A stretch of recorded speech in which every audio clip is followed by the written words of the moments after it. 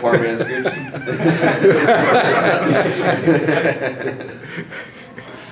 You just recently had a run with Fox Sports. Yeah. And so let's flip it on you. What would you be asking yourself if you were standing here now that you have, you've dipped your toes a little bit into the media world? Probably a bunch of stupid ass questions about Brooklyn. But I understand why you guys ask, so I'll let whoever wants to ask the first question about Brooklyn, so we can get it out of the way now. Go ahead. Do you plan to take legal action against Conor, and is that moving forward? I have no comment on that.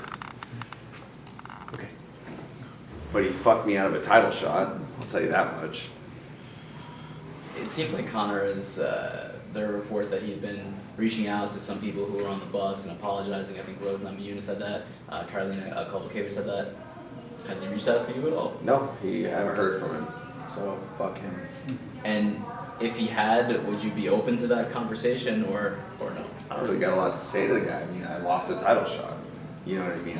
I have proof. I was the highest ranked guy on the card. I would have stepped in if I could be either the drop of a dime. I've always loved the fight with Khabib. Bless his heart, he's a cool ass guy. But this is a sport, and I've always liked the way I match up against him, and I got fucked out of that opportunity. So I don't really have too many kind things to say to the guy. But you work your whole life for those kinds of opportunities. Do I want mine on short order? No, I'd love a training camp, but I mean, like I said, if they walked in the door now and said, hey, you want to fight for the title in the next 10 minutes, I'm out the door, I'm warming up, I'm ready to go, so to lose that opportunity, man, and that's tough. You know how this sport works, guys. Like, the opportunities like that don't come along. I could string together 15 wins in a row and still not get a title shot, and I lost my opportunity, my dream, and I hope that, I'm going to fight my ass off to earn it back starting on July 7th with Anthony Pettis, but yeah, tough pill to swallow. Do you think there should be some further disciplinary action against him for that? I don't know, man. It's out of my hands. I just try not to think about it too much.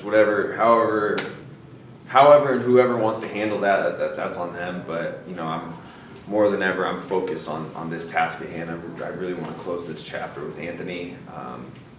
Being matched up to fight again. It's a good fight for me. It's a good fight for him. I want to close that chapter, so I'm not really thinking about who should do what to Conor, whether it be the state of New York, the UFC, athletic commissions, whatever. You know what I mean? I'm just not thinking about that. I'm focusing on myself. I don't want to waste energy on that. I've wasted enough. Brooklyn was a fucking heartbreaker, to say the least. And this is the most I've said about it. You know what I mean? I've tried to stay pretty closed off, but just fuck it. You know what I mean? You guys want some answers? That's you got some. Did that whole experience sort of sour you a little bit towards fighting? The whole Brook thing and how that whole just fiasco happened? I mean, is the love still as strong? Or, it brought a lot more emotions towards you, I'm sure, because of the whole thing. Not one person can ruin my love for mixed martial arts. You know what I mean? That'll never die.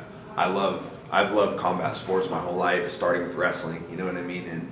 And that goes all the way back when I was 11 years old. And my love for mixed martial arts will never waver. My love for the UFC will never waver. Just because some guy played up some theatrics, WWE style, and took it a bit overboard and affected the lives of fighters and workers with the UFC. I'm not going to let one person's actions directly affect how much I love this sport. You know what I mean? The day I fall out of love with it, I'm hanging them up. You know what I mean? It's not worth it. If you're going to get punched in the face, elbowed, cut up, busted up, injured, have to cut weight, have to bring yourself to the brink of death to show up the next day and try to put on the performance of your life, you've got to love it. And if I don't love it, then it's just not worth it for me. You know what I mean? And that love will never die. So I'm not going to let one guy spoil the party.